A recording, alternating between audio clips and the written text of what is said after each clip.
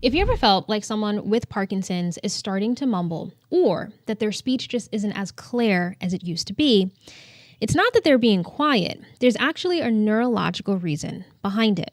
Now, a lot of people describe it kind of the same way. They'll say, I can hear them, but I can't understand them. Or it sounds like they're not opening their mouth enough. Or they used to speak clearly, and now their words just kind of run together like mumbo jumbo.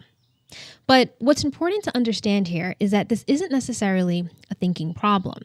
It's not that they do not know what they want to say. It's that the body isn't executing speech the same way anymore.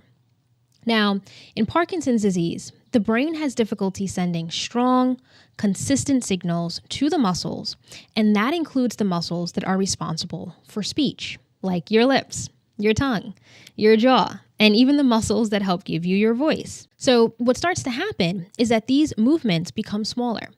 And that's really the key concept here, reduced motor movement. So the lips don't move as much.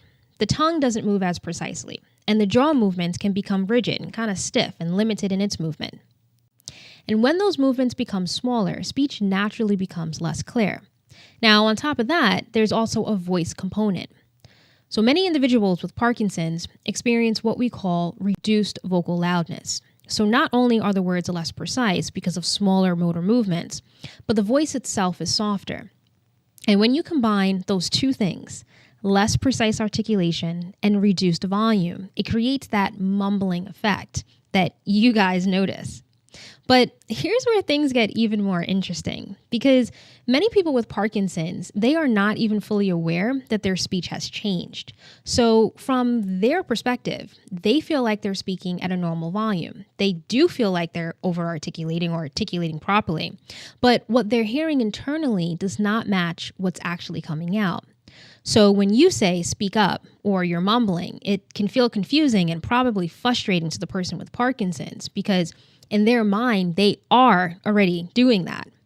And it's that mismatch, that sensory disconnection that is a huge part of the problem. So now the question becomes, well, what can we actually do about it? So the first thing is bringing awareness back to speech, because if someone is not aware that their speech is unclear or their voice is soft,